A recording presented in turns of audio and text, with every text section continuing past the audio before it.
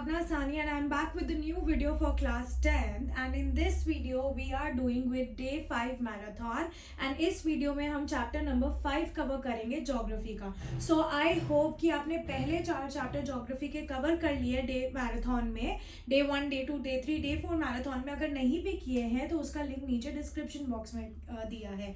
तो day 5 marathon का आपका टारगेट क्या है? मिनरल एंड एनर्जी रिसोर्सेज का चैप्टर रीड करना है ताकि आप सारे एमसीक्यूज कर सको और उसके अलावा जो क्वेश्चन आंसर्स मैंने कराए हैं इस वीडियो में, you only have to do that, nothing else. Alright, उससे क्या होगा, आपके सारे इंपॉर्टेंट क्वेश्चंस कवर हो जाएंगे। So let's get started with this one. तो हम यहाँ पे फिल इन द ब्लैंक से शुरू कर रहे हैं, ठीक है। एंड यहाँ पे मैंने आंसर्स भी प्रोवाइड किए ताकि आपको कोई दिक्कत ना हो, ठीक है। The toothbrush and tube containing paste are made up of plastic obtain from, ठीक है। अब जो टूथब्रश है, ठीक है, और टूथब्रश की जो ट्यूब है, ठीक है, टूथब्रश एंड ट्यूब, ठीक है, जिसमें पेस्ट है, containing paste, are made up of plastic obtained from petroleum, ठीक है। It is made up from plastic obtained from petroleum, clear। the sparkle in some toothpaste comes from, ठीक है। अब पहले इसका मैं आपको फिर भी यहाँ पे बता देती हूँ, यहाँ पे सारे आंसर्स गिवन है, ठीक है। The sparkle in some toothpaste comes from, जो स्पार्कल है टूथपेस्ट में वो किससे आता है? It comes from mica. From where it comes from mica. In dash rocks are the mineral deposited and accumulated in the strata, ठीक है, that is sedimentary। कौन सा हो गया? Sedimentary, ठीक है। ये देखो, फर्स्ट का पेट्रोलियम है, सेकंड का माइका है, फिर सेडिमेंट्री है, ठीक है।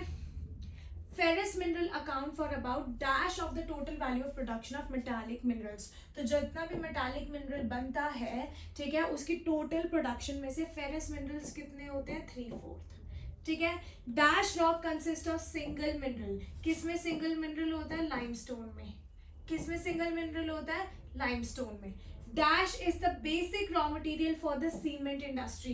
Again, limestone is the basic raw material for the cement industry, ठीक है। आपको कोई कंफ्यूजन ना हो तो देखो यहाँ पे सारे आंसर है। पेट्रोलियम, माइका, सेडिमेंट्री, 3/4, लाइमस्टोन, ठीक है, clear. Then after that dash metal is obtain from bauxite. Bauxite से कौन सा मेटल ऑब्टेन होता है? इट इज एल्यूमिनियम, ठीक है। फिर उसके बाद dash sand in Kerala and rich in thorium. अब कौन सा सैंड है केरला में? अब वो काफी रिच है थोरियम में, दैट इज मोनाजाइट, ठीक है, समझ आया? That is monazite. Dash is used in electric and electronic industry due to its excellent dielectric strength and resistance to high voltage. Again it is mica, clear. फिर उसके बाद dash is the most popular coal in commercial use, जिससे सड़क भी बनती है, that is bitumen, ठीक है, इसे बिट्यूमिनस बोलते हैं, ठीक है।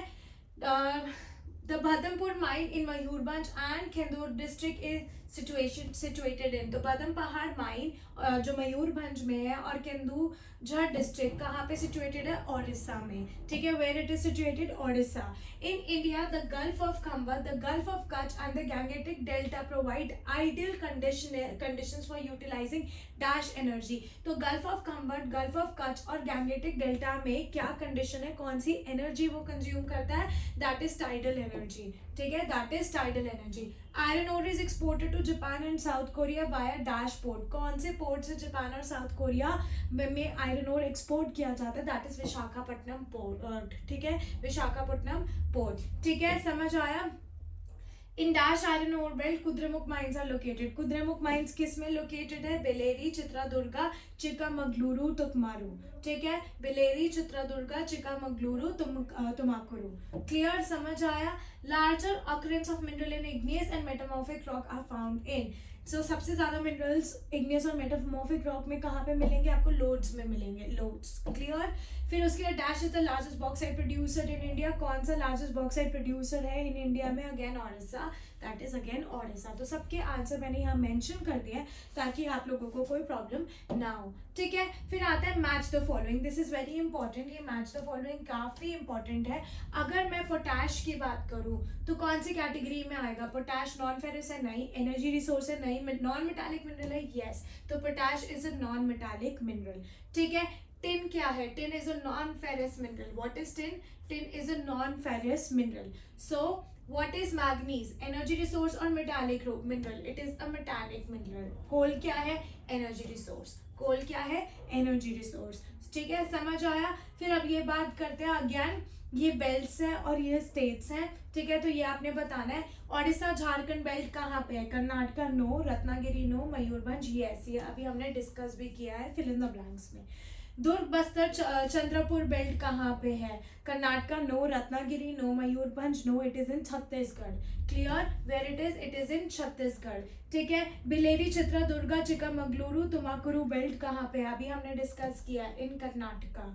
Where it is? In Karnataka. Maharashtra Goa belt कहाँ है? Ratnagiri. Okay, Ratnagiri. Where is Maharashtra Goa belt? Ratnagiri. फिर उसके बाद आते हैं डेफिनेशन पे, क्वेश्चन आंसर्स पे आते हैं. सबसे पहला क्वेश्चन है डिफाइन मिनरल. ठीक है, मिनरल एक होमोजीनियस नेचुरली अकरिंग सब्सटेंस है with a definable internal structure. ठीक है, क्या है? होमोजीनियस नेचुरली अकरिंग सब्सटेंस और उसका डिफाइनेबल इंटरनल स्ट्रक्चर है. ठीक है. Name the hardest and the softest mineral. Hardest mineral is diamond and softest mineral is talc. ठीक है, टैल्कम पाउडर वाला टैल्क. ठीक है. Name the iron ore which is most important industrial iron ore in terms of quantity use. Most important industrial iron ore in terms of quantity use. Haematite.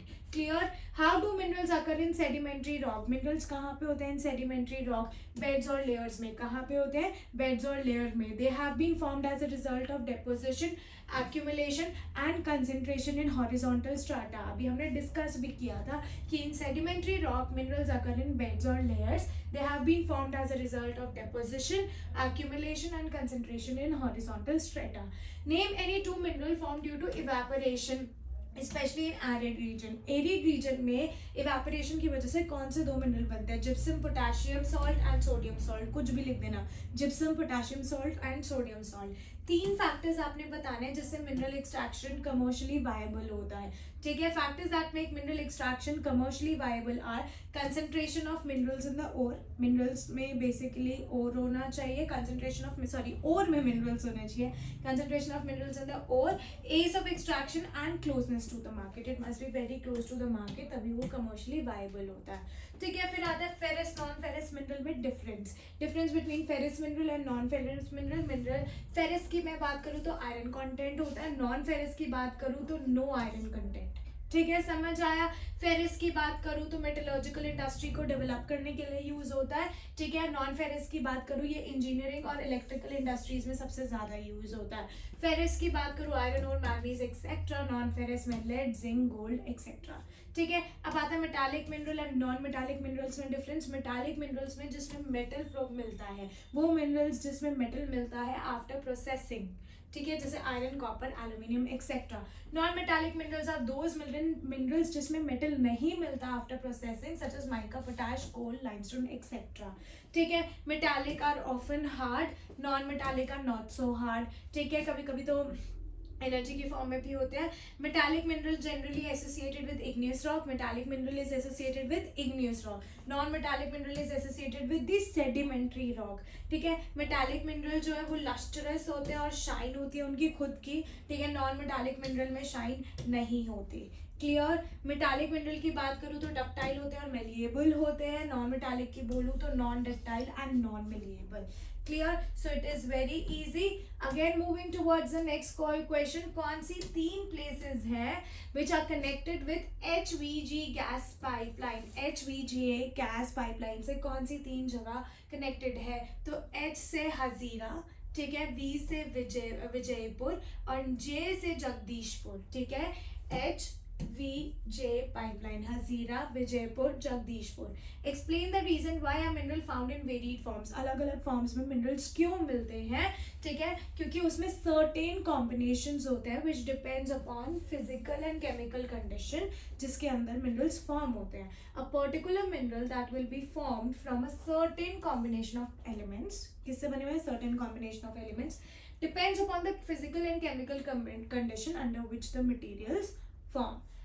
What are placer deposit, उसके कुछ examples देने हैं. प्लेसर deposit की बात करूँ तो certain minerals may occur as alluvial deposit in the sands of valley floor and the base of hill. कुछ ऐसे मिनरल्स होते हैं कि वो वैली फ्लोर पे या बेस ऑफ द हिल पे इकट्ठे हो जाते हैं, like an alluvial deposits. And उन डिपॉजिट्स को हम प्लेसर डिपॉजिट्स बोलते हैं, जैसे गोल्ड, सिल्वर, टिन, प्लैटिनम. ये मिनरल्स आपको प्लेसर डिपॉजिट्स पे मिलेंगे. Give one difference between magnetite and hematite. Important है, मैग्नेटाइट फाइनेस्ट ओर है, hematite slightly lower iron content है. मैग्नेटाइट में आयरन कंटेंट काफ़ी ज़्यादा है, which is up to 70%, and hematite में है 50 to 60%. ठीक है. 3 करेक्टरिस्टिक्स बताने ओडिशा झारखंड बेल्ट के of iron ore in India. Odisha Jharkhand belt के. ठीक है. अब ओडिशा झारखंड बेल्ट, ओडिशा में आपको हाई ग्रेड हेमाटाइट ओर मिलेगा. ठीक है. It is found in Badampur mines. Badampur mines का है, अभी हमने पढ़ा भी था, मयूरभंज में एंड खेंदुझर डिस्ट्रिक्ट. ठीक है. In the adjoining Singhbhum district of Jharkhand hematite ore is mined in Gua and नावमुंडी. कहाँ पे? नावमुंडी और गुआ में. ठीक है. वहाँ पे भी आयरन ओर माइनिंग करी ही जाती है, हेमाटाइट ओर को माइन किया जाता है. Clear. Mention any 4 uses of manganese ore. 4 uses of manganese ore. It is used in manufacturing of steel and ferromanganese alloys. ठीक है. स्टील और ferromanganese alloys बनाने के काम आता है, ब्लीचिंग पाउडर बनाने के काम आता है, इंसेक्टिसाइड्स बनाने के काम आता है, पेंट्स बनाने के काम आता है. Clear. Swami visited a coal field at Neyveli along with his class 10th classmates as a school project last week. Name the type of coal found here. Neyveli में कौन सा कोल फाउंड होता है, ये हमने पढ़ा भी था, दैट इज लिग्नाइट कोल. ठीक है. How is bauxite form. Bauxite कैसे फॉर्म होता है? By decomposition of wide variety of rocks which are rich in aluminium. कौन सी रॉक को डिकम्पोज करना पड़ता है? Which are rich in aluminium silicates. And इसके यूजेस क्या है? बॉक्साइट की बात करूँ तो क्ले लाइक सब्सटेंस है जिससे एल्यूमिनियम फॉर्म होता है, and later on aluminium is also obtained. ठीक है. एल्यूमिनियम बहुत इंपॉर्टेंट मेटल है. अगर हम उसमें और भी मेटल्स मिक्स करते हैं तो उसकी स्ट्रेंथ बहुत ज़्यादा बढ़ जाती है. और भी मेटल, जैसे अगर हम एल्यूमिनियम में आयरन डालें, ठीक है, तो उसकी जो स्ट्रेंथ है वो काफ़ी ज़्यादा बढ़ जाएगी विद एक्सट्रीम लाइटनेस, एंड वो गुड कंडक्टर भी बन जाएगा, एंड उसकी मेलेबिलिटी भी काफ़ी अच्छी हो जाएगी. ठीक है. कहाँ पे मिलेगा बॉक्साइट? अमरकंटक प्लाटियो, मलकाई hills, plateau region of Bilaspur, Katni. Clear. Odisha is the largest bauxite producing state in India. ये अभी हमने फिल इन द ब्लैंक्स में भी कवर किया था. ठीक है. Then moving on to the next one. Why is mica considered the most important mineral in electrical and electronic industries.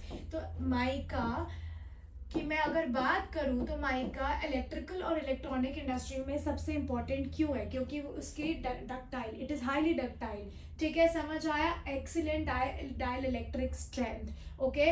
Low power loss factor. Insulating properties काफ़ी अच्छी है. High voltage को रेजिस्ट कर लेता है वो. ठीक है. How has mining become a problem for workers and the environment. ठीक है.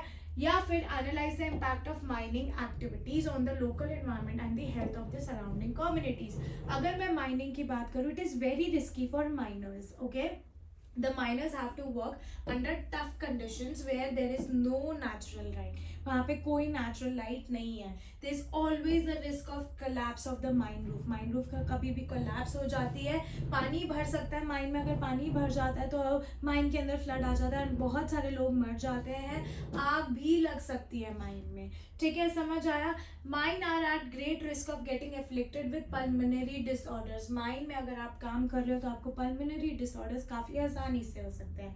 ठीक है. ये माइनर्स को प्रॉब्लम होती है. ठीक है. अब इन्वायरमेंटल डैमेज क्या है वो भी देखते हैं. ठीक है. The water source in the region get contaminated due to mining. पानी कंटामिनेट हो जाता है due to mining. Dumping of waste and slurry leads to degradation of land, leads to degradation of soil, and river pollution भी बढ़ता है, stream pollution भी बढ़ता है. Clear. Then moving on to the next question. Next question says, what are the 2 main ways of generating electricity? Electricity कैसे generate करी जा सकती है? Hydroelectricity through water, thermal electricity through energy. Right. How are they different from each other. दोनों different क्यों है? अगर मैं थर्मल एनर्जी की बात करूँ, थर्मल इलेक्ट्रिसिटी की बात करूँ, they are obtained using coal, petroleum and natural gas. ठीक है। हाइड्रो इलेक्ट्रिसिटी की बात करूँ तो वो पानी से ऑब्टेन करी जाती है। Thermal electricity non renewable resource है, हाइड्रो इलेक्ट्रिसिटी रिन्यूएबल रिसोर्स है। Thermal electricity causes pollution, hydro से पोल्यूशन नहीं होता, ठीक है। Thermal is expensive in the long run and hydro electricity is cheaper in the long run, ठीक है। Now how is tidal energy generated, tidal energy कैसे generate होती है? आपको फ्लड गेट पता है जो डैम्स में लगते हैं, ठीक है। Flood gate dams are built across inlets, ठीक है। वाटर जो है इनलेट से फ्लो होता है ड्यूरिंग द हाई टाइड, ठीक है, and gate trapped when the gate is close, जब गेट क्लोज होता है वो वहीं पे फंस जाता है, ठीक है। और जब टाइड बढ़ती है आगे फिर गेट ओपन किया जाता है, the gates are open so that water can flow back to the sea ocean and then with the flow of water, ठीक है, the flow of water is used to run the turbine to generate electricity. Clear? What are the two planks of sustainable energy? What are the two planks of sustainable energy? Promotion of energy conservation and renewable resources को ज़्यादा से ज़्यादा use किया जाए. Clear? Moving on to the next question. Why should we conserve mineral? Suggest 3 ways to conserve mineral. Minerals को conserve क्यों करना चाहिए? 3 ways बताओ to conserve mineral. We need to conserve mineral because the strong dependence of industry and agriculture upon mineral deposits and substance manufactured from them, ठीक है, क्योंकि हमारी पूरी इंडिया मतलब many people are dependent, ठीक है, industries, ठीक है, agriculture, they are dependent upon mineral deposit. पूरी इंडस्ट्रियल सेक्टर, पूरा agriculture sector is dependent upon mineral deposit and the substance manufactured from them are also dependent on them, ठीक है। जो geological process है मिनरल फॉर्मेशन का वो काफ़ी slow है, ठीक है। मिनरल रिसोर्सेज फिनाइट है और नॉन रिन्यूएबल है, इनफिनाइट नहीं, फिनाइट है, limited in number and non renewable. अगर हम उसको कॉन्टिन्यूसली एक्सट्रैक्ट करते रहेंगे तो कॉस्ट उसका बढ़ता रहेगा क्योंकि mineral extraction come from the great depth of the earth along with decrease in quality, जितना नीचे जाओगे उतनी क्वालिटी भी डिक्रीज होती जाएगी। How to conserve mineral? We should make a concentrated efforts, ठीक है, to use mineral resources in a plan and sustainable manner, मतलब जितने भी मिनरल रिसोर्सेज हमें प्लान और सस्टेनेबल मैनर में यूज करने चाहिए। हमें इम्प्रूव टेक्नोलॉजीज यूज करनी चाहिए जिससे हम लो ग्रेड ओर्स को यूज कर सके एट लो कॉस्ट, एंड हमें मेटल्स को रिसाइकल करना चाहिए, स्क्रैप मेटल को यूज करना चाहिए और उसके सब्सटीट्यूट्स भी निकालने चाहिए। Next, which mineral are use to obtain nuclear energy? कौन से मिनरल से न्यूक्लियर एनर्जी बनती है? न्यूक्लियर एनर्जी ऑब्टेन कैसे होती है? आपने 6 न्यूक्लियर एनर्जी के नाम, एनर्जी पावर स्टेशन के नाम बताने, न्यूक्लियर पावर स्टेशन के नाम बताने। तो यूरेनियम एंड थोरियम, ठीक है, यूरेनियम और थोरियम से न्यूक्लियर एनर्जी बनती है, ठीक है। They are used to obtain nuclear energy. Nuclear energy is obtained by altering the structure of atom, by altering the structure of atom, and जब ये ऑल्टरेशन किया जाता है तो बहुत सारी एनर्जी रिलीज होती है in the form of heat, and जब वो हीट निकलती है that heat is use to generate electric power, okay. Then 6 nuclear plants in India are Narora power plant in Uttar Pradesh, Rawatbhata power plant in Rajasthan, Gujarat में आपको मिलेगा Kakrapar, Tarapur power plant आपको मिलेगा महाराष्ट्र में, क्याईगा पावर प्लांट आपको मिलेगा कर्नाटका में, कालापक्कम पावर प्लांट आपको मिलेगा तमिलनाडु में। तो ये आप याद कर लो क्योंकि ये हमने मैप्स में भी मार्क करने हैं जो कि हम डे 7 मतलब परसों करने वाले हैं, ठीक है। नेक्स्ट आता है explain the difference between conventional and non conventional sources. Conventional और नॉन कन्वेंशनल सोर्सेज को डिफरेंशिएट करना है। 2 कॉमन कन्वेंशनल रिसोर्सेज बताने हैं जो रूरल इंडिया में है, and why the use of these conventional resources are discourage, और इन कन्वेंशनल सोर्सेज के यूज को डिस्करेज क्यों किया जा रहा है, ठीक है। अब मैं basically 2 most common conventional resources बता रही हूँ जो रूरल इंडिया में यूज किया जाता है। पहले सेकेंड पार्ट करते हैं, that is firewood and cattle dung cake. They are most commonly used in rural India, ठीक है। ये कन्वेंशनल रिसोर्सेज है जो रूरल इंडिया में यूज करी जा रही है, ठीक है। More than 70% energy requirement of rural household is met by cow dung cake and firewood, ठीक है। अगर हम फायरवुड को continuously, why should we discourage the use of conventional resources? क्योंकि it is एक तो इससे फॉरेस्ट एरिया डिक्रीज हो रहा है। If you are continuously using firewood, ठीक है, then it is become difficult due to decreasing forest area, क्योंकि वुड कहाँ से आती है, फॉरेस्ट से आ रही है, जब फॉरेस्ट से वुड निकाले जा रहे हैं तो फॉरेस्ट कम होता जा रहा है. Cow dung cake is also discourage because इससे मोस्ट वैल्यूएबल मेन्योर बनता है और उस मेन्योर को एग्रीकल्चर में यूज किया जाता है in organic farming. Alright, organic manure माना जाता है. कन्वेंशनल सोर्स ऑफ एनर्जी और non conventional source of energy में डिफरेंस क्या है? कन्वेंशनल सोर्स ऑफ एनर्जी में ट्रेडिशनल सोर्स ऑफ एनर्जी आती है. They are traditional source of energy जो कि कोल, पेट्रोलियम और नेचुरल गैस से प्रोड्यूस होती है. नॉन कन्वेंशनल एनर्जी कौन सी होती है? जो सन, विंड और टाइड से निकलती है. ठीक है, समझ आया? Conventional source of energy are non renewable, non conventional are renewable. ठीक है, conventional the generation is expensive, non conventional से द जनरेशन इज चीपर. ठीक है, कन्वेंशनल से एटमॉस्फेयर काफ़ी ज़्यादा पोल्यूट होता है, नॉन कन्वेंशनल से पोल्यूशन फ्री होता है, लेस पोल्यूशन होता है. Example coal, petroleum, natural gas etcetera. Example solar energy, wind energy, tidal energy etcetera. Clear? I hope यहाँ तक समझ आया हो. Next, how can solar energy solve the energy problem to some extent in India. अब solar energy काफ़ी हद तक problem solve करती है हमारी इंडिया की, एनर्जी प्रॉब्लम सॉल्व करती है हमारी इंडिया की. कैसे? अब इंडिया एक ट्रॉपिकल कंट्री है, उस वजह से इंडिया में काफ़ी ज़्यादा सनलाइट है एंड उस सनलाइट से हम सोलर एनर्जी जनरेट कर सकते हैं. ठीक है, through out the year. Solar plant हम इस्टेब्लिश कर सकते हैं in rural areas and remote area. अगर हमने सोलर प्लांट इस्टेब्लिश कर लिए रूरल एरिया और रिमोट एरिया में, तो जो रूरल एरियाज की डिपेंडेंसी है ऑन काउ डंग केक्स, ठीक है, वो कम हो जाएगी. जो उनकी डिपेंडेंसी ऑन फायरवुड वो कम हो जाएगी बिकॉज सोलर पैनल से उनको एनर्जी मिल जाएगी. ठीक है, so India is a tropical country, therefore it receives sunlight in abundance throughout the year. Solar plants can be established in rural and remote area. It will minimize the dependence of rural household on firewood and dung cakes, which in turn will contribute to environmental conservation and eradicate quantity of manure. अगर हम cow dung use करना बंद कर देंगे for creating energy, तो वो हम उसे manure में एज अ manure यूज कर सकते हैं क्योंकि ये सबसे ऑर्गेनिक manure माना जाता है.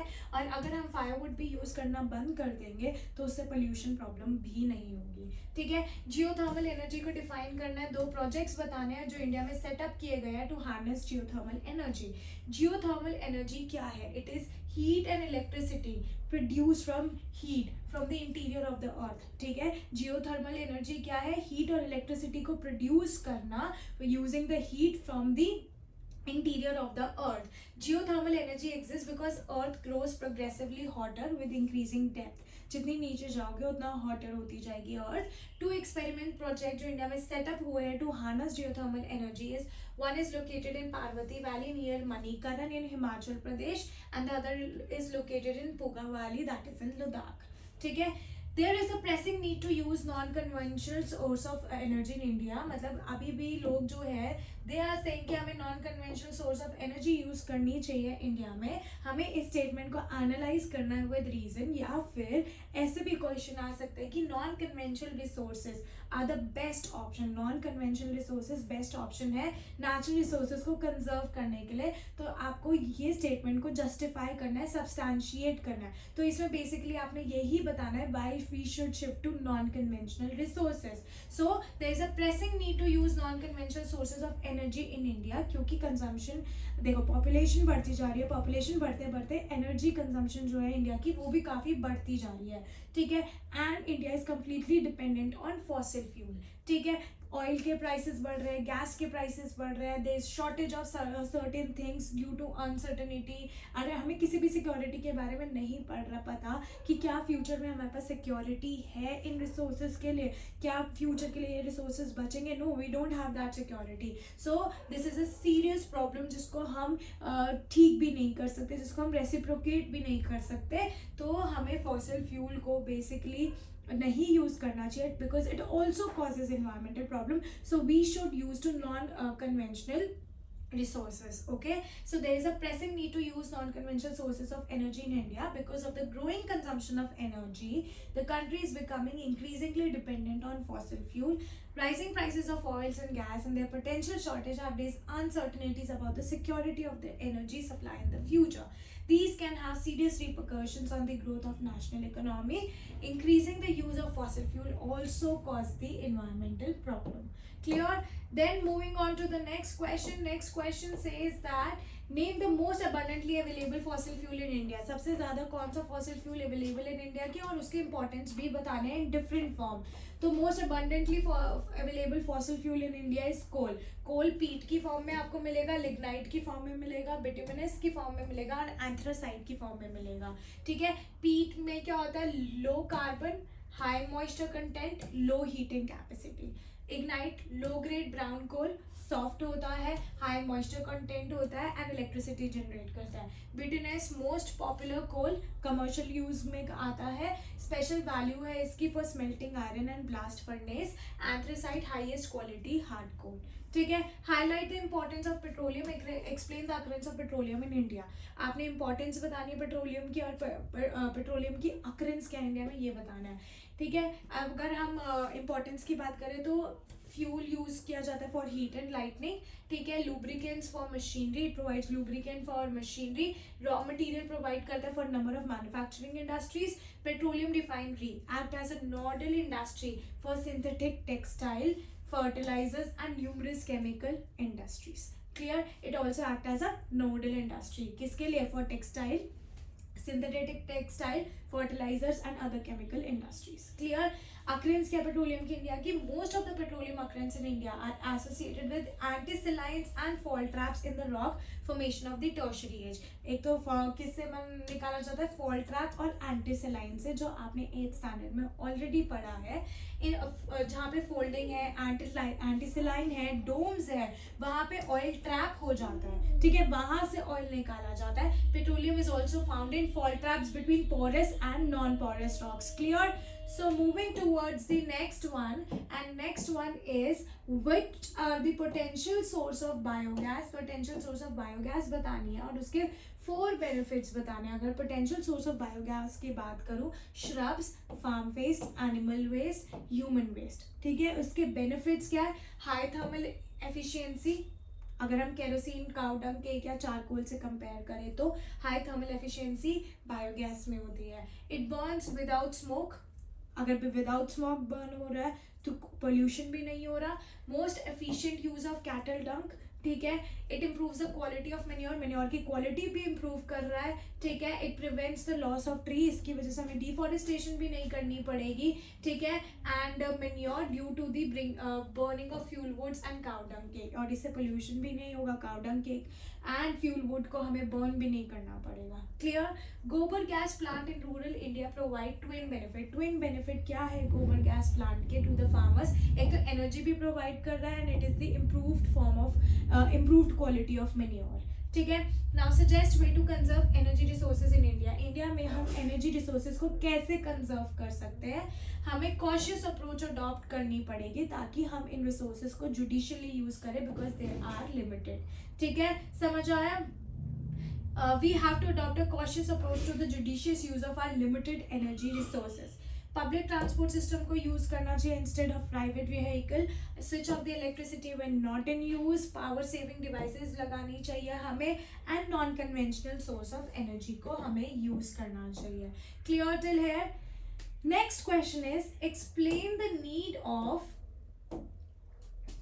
explain the need to adopt a cautious approach for the judicious use of our limited energy resources. तो अभी हमने बेसिकली यही पढ़ा है कि हमें जुडिशियसली एनर्जी को यूज करना चाहिए. Y?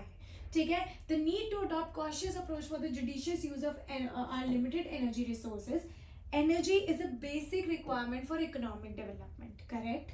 Every sector of national economy जैसे agriculture, industry, transport, commercial, domestic needs, सब को यूज करने के लिए सब में हमें एनर्जी चाहिए.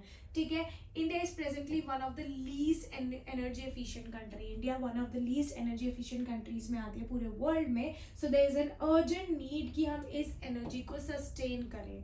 ठीक है. समझ आया? सो हमें वेरियस डेवलपमेंट प्लान्स बनाने चाहिए ताकि हम इन एनर्जी को इंक्रीज कर सके. ठीक है. ताकि ये ऑपरेशनल रहे काफ़ी ज़्यादा टाइम तक. And the success of economic development plan also depends upon the energy resources. That is why we have to use a cautious approach for the judicious use of our limited energy resources. Clear? Now there's a difference between natural gas and biogas. Natural gas conventional source of energy है, biogas non conventional source of energy है. It is obtain from the decomposition of human waste, animal waste, shrubs, farm waste. Okay, natural gas is used as a raw material in petrochemical industry. Biogas is used as fuel and for lighting homes. ठीक है. Natural gas is mainly used in urban area. Biogas is mainly used in rural area. Natural gas is non-renewable. Biogas is renewable. Natural gas is not environmental friendly. Biogas is environmental friendly. So clear till here. Any doubt? अगर आपको कोई भी doubt है ना, you can comment in the comment box. तो आपने mineral and energy resources के सिर्फ ये ही क्वेश्चन करने हैं. So make sure you do this question thoroughly, and in questions के साथ एक बार आप चैप्टर रीड कर लो, then you are fully prepared for mineral and energy resources. For map work we will meet on day 7 marathon. All right, तो पहले 5 chapter geography के अच्छे से कर लो ताकि आपको कोई प्रॉब्लम ना आए. Get yourself prepared for pre board as well. अगर आपने ये 5 चैप्टर ज्योग्राफी के कर लिए तो you are almost prepared for geography. आपको सबसे डिफिकल्ट सब्जेक्ट प्रिपेयर हो जाएगा. तो आपने कुछ नहीं करना, सिर्फ यही एमसीक्यू रीड करने हैं और यही क्वेश्चन आंसर्स पढ़ने हैं, और एमसीक्यू के लिए आपने एनसीईआरटी रीड करनी है. All right, so I will be meeting you guys tomorrow in my next video. And अगर आपको इन क्वेश्चन आंसर्स की PDF चाहिए, so you can comment on the comment box, in the comment box, and you can also contact us on the number which is given below. So I will be meeting you guys super soon in my next video. Bye bye everyone.